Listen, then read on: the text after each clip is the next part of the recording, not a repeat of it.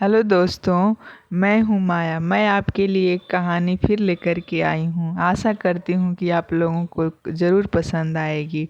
तो चलिए समय न बर्बाद करते हुए कहानी की शुरुआत करते हैं।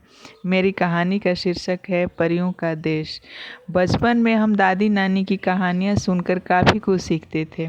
उन कहानियों में हम खुद को जोड़कर कभी राजा कभी रानी बन जाते थे। आज फिर हम आप सबके लिए वही कहानी लेकर के आए हैं और इस कहानी के माध्यम से मोहब्बत के उन गलियों में ले जाने का प्रयत्न करेंगे जहां से आप फिर इमोशनल हो जाएंगे। धन्यवाद। कविता अपने माता पिता की बहुत लाडली थी। 3 बड़े भाइयों की बहन थी। कोई भी चीज़ मांगने पर उसी वक्त सामने हाजिर हो जाती। पूरे घर में रौब था उसका। पूरे परिवार और नौकरों पे राजकुमारी की तरह हुक्म चलाती थी कविता। स्कूल में भी पूरा रौब था उसका। बड़े घर की लाडली जो थी वह। ऐसे ही उसने कॉलेज में दाखिला भी लिया। उसके ठाट बाट बड़ी गाड़ी में आना जाना, हर दिन नया फैशन देखकर हर कोई उससे दोस्ती करना चाहता था। थोड़े ही दिनों में उसके बहुत से दोस्त बन गए। पूरे कॉलेज में उसकी अपनी ही एक पहचान थी। इन दिनों उसके घर एक रिश्ता आया। खानदानी लोग थे और पापा भी पुरानी जान पहचान थी उनके साथ। कविता के साथ कोई ज़बरदस्ती नहीं थी, पर कविता ने फिर भी हाँ कर दी क्योंकि वह अपने परिवार से बहुत प्यार करती थी। वह जानती थी कि वह लोग उसका अच्छा ही सोचेंगे। लड़के का नाम राजा था। राजा काफ़ी पढ़ा लिखा और समझदार लड़का था। ससुराल वाले भी बहुत अच्छे थे। ससुराल में कविता की जगह वैसी ही थी जैसे कि मायके में। कोई भी कार्य कविता की सलाह के बिना नहीं होता था। सबकी लाडली बहू बन गई थी वह। फिर उसके घर एक बेटे का जन्म हुआ। राहुल कविता को जान से प्यारा था। पोता पाकर ससुराल वाले तो फूले नहीं समाते थे।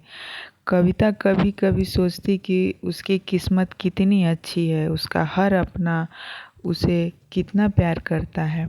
चाहे जीवन में कैसा भी समय आए, मेरे अपने हमेशा मेरे साथ है। मैं कभी अकेली नहीं हो सकती। कितनी खुशकिस्मत हूँ मैं। पर शायद कविता की खुशियों को उसकी अपनी ही नज़र लग गई थी। एक दिन वह मायके जाने की जिद कर बैठी। राज को बहुत काम था, लेकिन वह फिर भी उसे लेकर के गया। रास्ते में उनकी गाड़ी अन्य गाड़ी से टकरा गई। कविता, राज और राहुल बहुत बुरी तरह से जख्मी हो गए। काफ़ी दिनों के इलाज के बाद राज और राहुल तो ठीक हो गए, लेकिन कविता पूरी तरह ठीक न हो सकी। सर पर चोट लगने के कारण वह अपनी आंखों की रोशनी खो बैठी। अब कविता की किस्मत जैसे उल्टे पांव चलने लगी। मायके वाले कुछ दिनों तक उसे मिलने आते रहे। फिर कभी कभार फ़ोन ही करके पूछ लेते कि अब कैसी हो। धीरे धीरे ये सिलसिला भी कम हो गया। ससुराल वालों की सहानुभूति भी कम होने लगी। घर में किसी को पास बैठने के लिए कहती तो जवाब मिलता, बहुत काम है, अब तो तुम भी हाथ नहीं बटा सकती। राज भी चिड़चिड़ा हो गया था। बस राहुल ही था उसके साथ, जिसके साथ वह हंसते खेलते उसका वक्त गुजरता। एक दिन कविता के हाथ से कुछ सामान गिर गया, जिसकी वजह से राहुल को हल्की सी चोट लग गई। कविता के सास ससुर ने राहुल को उससे अलग कर दिया कि कहीं उसके ना देखने की वजह से बच्चे का कोई नुकसान न हो जाए। कविता अंदर से टूट चुकी थी। एक दिन उसने सबके सामने मायके जाने की इच्छा रखी तो राज उसे तुरंत मायके छोड़ आया, जैसे कि वह भी यही चाहता था। लेकिन राहुल को उसके साथ नहीं भेजा गया। कविता कभी राहुल से दूर नहीं रही थी, पर अपनी कमी के कारण उससे ज़्यादा बहस नहीं की। कविता को लगा कि वह 3-4 दिन वहाँ रहेगी तो थोड़ा हवा पानी बदल जाएगा, क्योंकि वह कितने दिनों से कहीं भी बाहर नहीं गई थी। घर वाले भी इतने दिनों बाद उसे देखकर कितना खुश होंगे।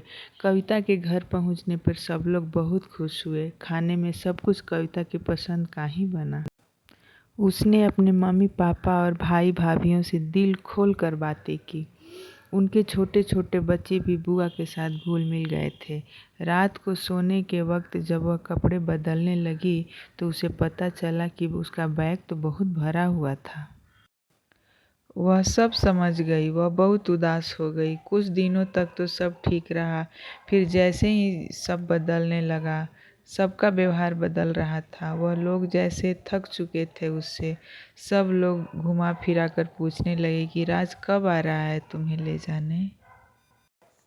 वह बहाना बना देती, जबकि वह जानती थी कि उस घर में अब उसके लिए कोई जगह नहीं है।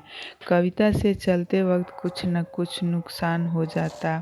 थोड़ी बहुत टोका टोकी उसे सुनाई देती, वह टाल देती। एक दिन उसके हाथ से लगकर एक कीमती फूलदान टूट गया।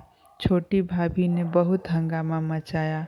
कविता के माता पिता रोज रोज के झमेले से तंग आ गए थे।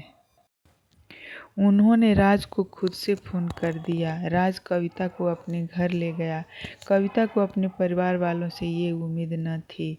जिस कविता के कहे के बिना घर का एक पत्ता भी नहीं हिलता था, उस घर के लिए वह बोझ बन चुकी थी। राज के साथ ससुराल आते वक्त वह बहुत खुश थी, क्योंकि वह अपने घर जा रही थी, अपने जिगर के टुकड़े राहुल के पास। परंतु यह खुशी भी कुछ पल की ही थी। सारा बंदोबस्त पहले से ही किया हुआ था। कविता को सीधे ऊपर वाले कमरे में पहुंचा दिया गया। राहुल से दूर रहने की सख्त चेतावनी दी गई। एक काम वाली लता को उसकी जिम्मेदारी सौंपी गई, जो उसके खाने पहनने जैसी ज़रूरतों का ध्यान रखती थी। कविता ज़्यादातर चुप ही रहती। कभी कभी काम वाली लता से थोड़ा बतिया लेती। उसके जरिए राहुल का पता चल जाता। सबकी लाडली बेटी और बहू सबके लिए लाडली से बोझ बन चुकी थी। धन्यवाद।